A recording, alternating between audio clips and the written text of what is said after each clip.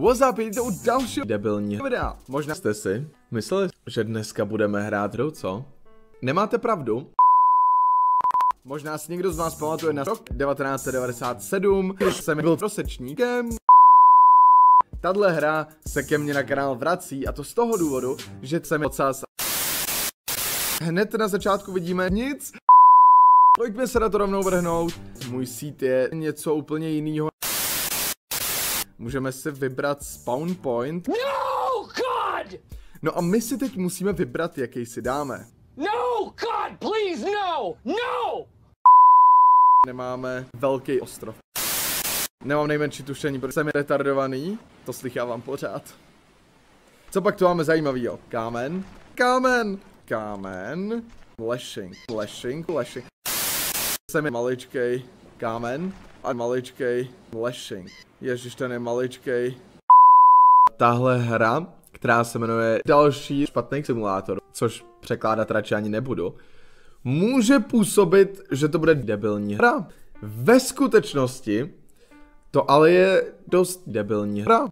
A pokud mi nevěříte, tak vám hned vysvětlím, proč tomu tak je. Když si tady naklikneme levely, tak tu máme 6 levelů. Jo, máme tady domov, veřejnost, domov, les, veřejnost a vězení. No a je to o tom, že v noci máme doma příšery, takže to je něco jako Five Nights at Freddy's. Five Nights at Freddy's. Akorát nepřečkáváte ráno, ale přečkáváte ráno. Ne? Ne? Ne! Jo, přesně tak to je. Pojďme si přečíst instrukce a vrhneme se na tu hru. Dobrá. Dáme si první level a to je... Oh, shit!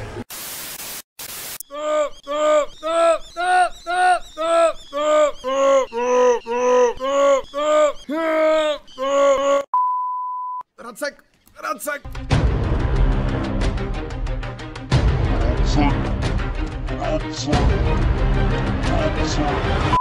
Máme tady další pokračování. Chtěli jste ho, máte ho mít. Potřebujeme had, začne to hořet, ale tada, nějaký had nebo něco takového. No a to se neválí jen tak po zemi. Další věc, kterou jste mi tam psali, ano, opravdu mě kousnul zapalovač, je to pravda. Koukal jsem se zpátky na to video, já jsem to nezaregistroval, když jsem to hrál. Ale když jsem se koukal na to video, oh shit, no a máme ho tady zas. Byl to opravdu zapalovač, který se tady pořád očividně pohybuje. Já bych ho rád našel.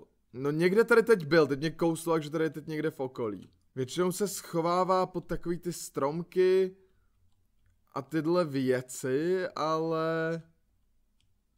Očividně někam utek, no to je jedno, prostě byl to zapalovač, zase mě kousnout, co je pozitivní je to, že mě kousnout.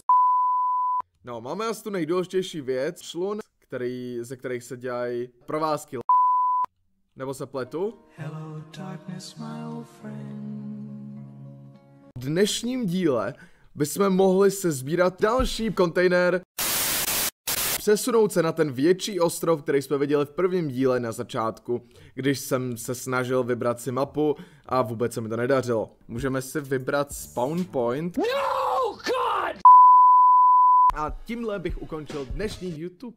Díky moc, že jste koukali, budu hrozně rád, když dáte like, rady, tipy, jakýkoliv komentáři můžete psát dolů a my se uvidíme zase příště. Mějte se krásně, čau!